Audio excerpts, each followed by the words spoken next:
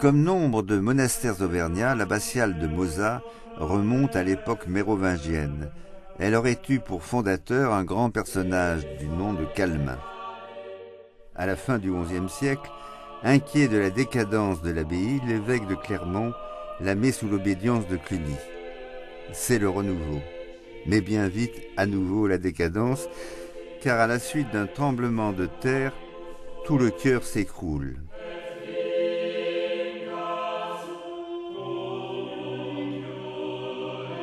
C'est miracle qu'il reste des vestiges du passé aujourd'hui.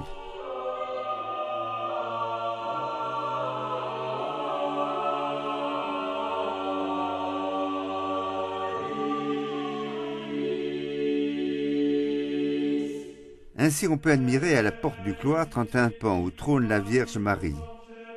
À sa droite Saint-Pierre et Saint-Austremoine, dont l'Église possède encore aujourd'hui des reliques. C'est lui qui désigne d'un geste le moine prosterné, l'abbé de Mozat, qui fit construire l'église romane et ne voulut laisser de lui que cette humble image. C'est son lointain successeur, l'abbé Girard, curé de la paroisse, qui nous accueille. Je suis un passionné d'art roman et j'ai fait différentes paroisses. Et c'est vraiment avec joie que je suis arrivé dans cette paroisse, et notamment cette belle église de Saint-Pierre, et tous ces chefs-d'œuvre d'architecture au niveau du roman et tous les trésors qu'il renferme. Et c'est vraiment une joie de pouvoir célébrer dans cette église, dans cette beauté qui nous montre aussi tous ces chrétiens qui nous ont précédés et qui ont pu prier dans cette église.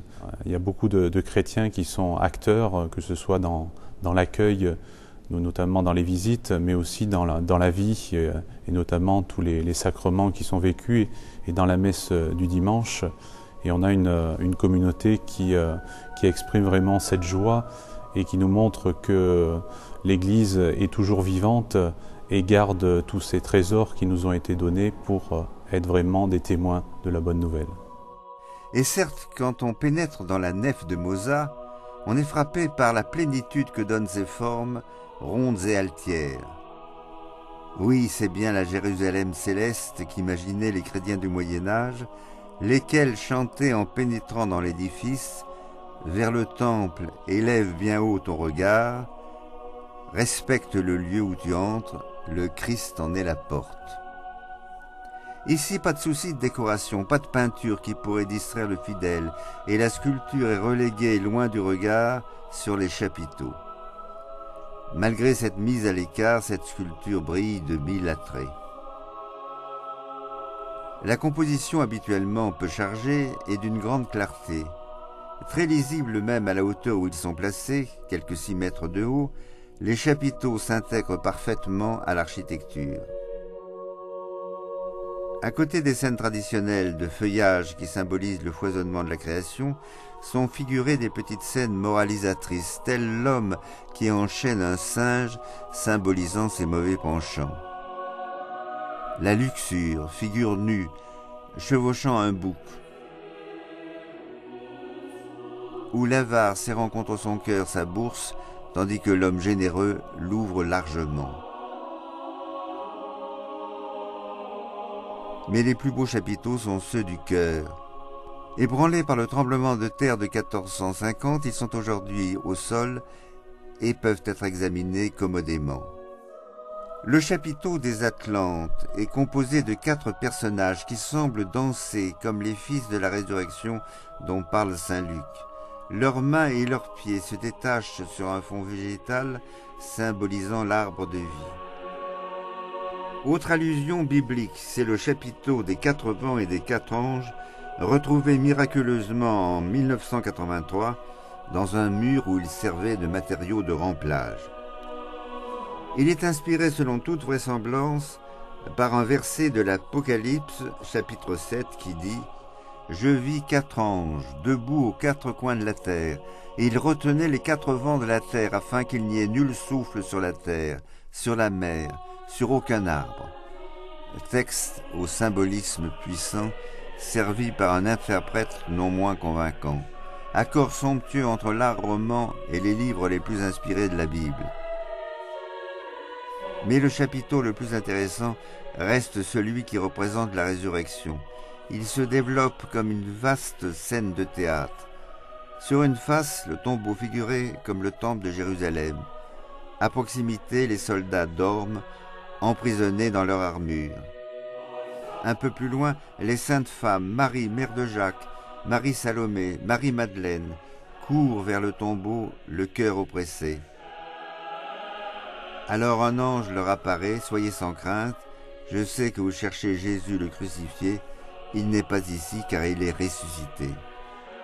Geste ample, forme pleine, grande intériorité des regards, telle est la leçon du sculpteur de Mozart.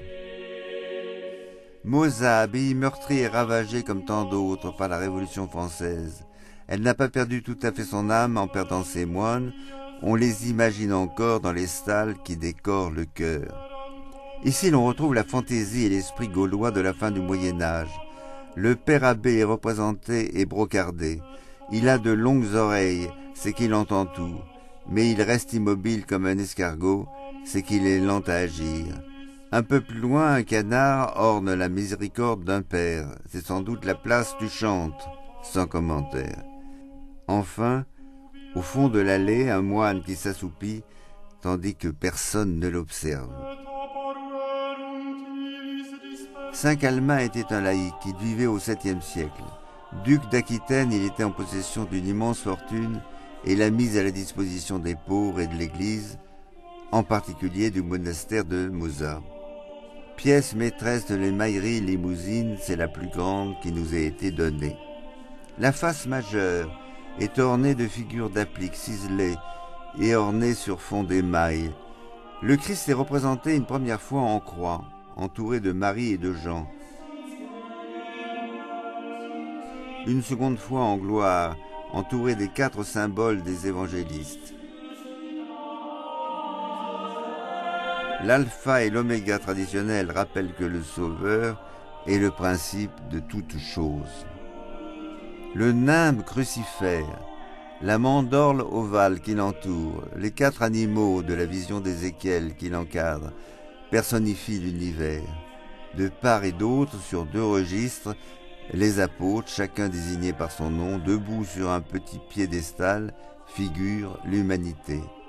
L'émail est somptueux, rosaces et rinceaux, chargés de fleurs, se détachent sur des fonds bleus et de différentes intensités. Sur l'autre face sont figurés l'ensevelissement de Saint Calmin et de Sainte Namandie et la montée de leur âme au ciel. La châsse de Saint Ostremoine, premier évêque d'Auvergne, a moins de prix. Elle ne date que du XVIIe siècle. Elle a été copiée sur un précédent reliquaire d'or et d'argent dont les moines avaient dû se défaire. Sa face noble représente comme la châsse de Saint Calmin les 12 apôtres.